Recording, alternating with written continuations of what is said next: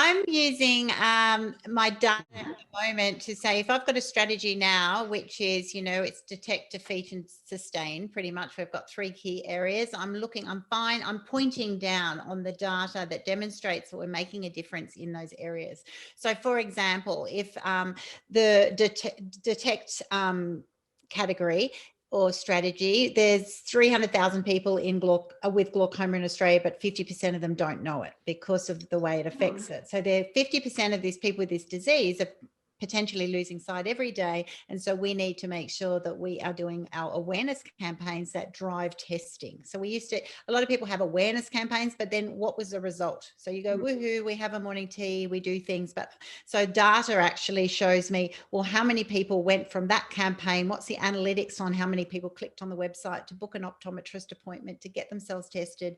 For those who went through that cycle, how many then came back? A percentage of them, will have glaucoma. So if they came from so what is the return on that? So campaign cycles, what's the effectiveness of them? What's the value, for example, of, having Kirk Pengilly come on board? We've gone from a few 100,000 people seeing our campaigns to 12 million because of Kirk, because of his reach. And I get the analytics on that because I know the shows that he's on and how many people are watching those shows and so forth. So when I look at the analytics just in that area, or defeating, how much value we're adding because of the patient reported communications and surveys, and our sustainability, where that funding's coming from. On a high level, it's definitely going to be driving my future campaigns because I'm going to be analysing, okay, well, what is the value and where should we exploit that further? So for example, if Kirk came on board on his first year and did X, Y, Z, oh my gosh, it was so exponential. We've now partnered with another company called Shopper Media, who then put him through 300 shopping centres throughout the country this year as well. It was amazing. And so who are our potential corporate partners? They might even be pro bono, or they might be of low value, good value for us. And so it's great because without that visibility, I will be flying blind. I'll just be saying we're trying to do our best. I've worked in those organizations before. We have, once a year we have an awareness campaign and we hope everyone heard the message and we feel good about that.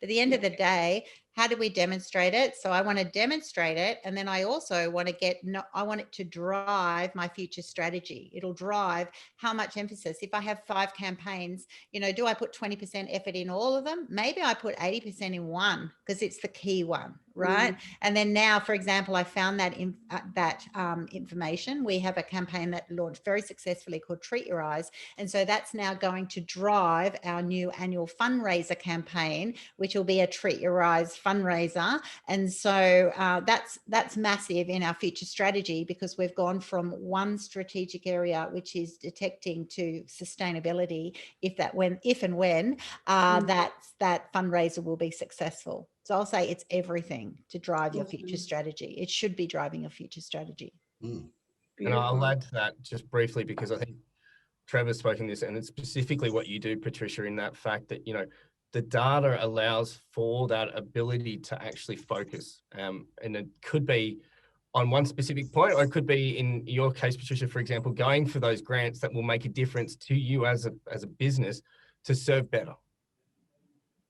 I was just thinking about the effect of the data we put into it that actually underpins. I'm going right back to the strategic planning process because I've seen so many plans that have been done in a vacuum without actually collecting and analysing the data and doing the situation analysis and working. And when you've got a really good plan in place, you can use that actually when it comes to looking for funding, looking for grants, etc., because they can see that your strategy is based on a foundation.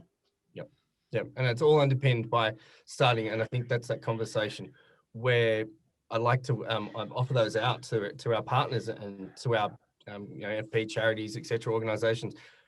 We're happy to do that data strategy and come with you on that top-down approach, because it is, like Annie said, once you rip that Band-Aid off, I know it's painful at the beginning, but the results that you see 12 months in after that, twice, twofold, threefold ROI, I would say, if not more, maybe. Would you agree, Annie? Yeah, absolutely. Awesome. And Kristof, if anyone listening on the call did want to investigate what they're doing, should they contact you? Yeah, please, by all means, reach out to us. You know, there's various channels at ASE, contact sales@aseit.com.au. We're here to support definitely in the NFP and charities space so that we make sure that you guys are there to serve. And I'm really happy to give references and show to our communities out there that we're here to support them as well.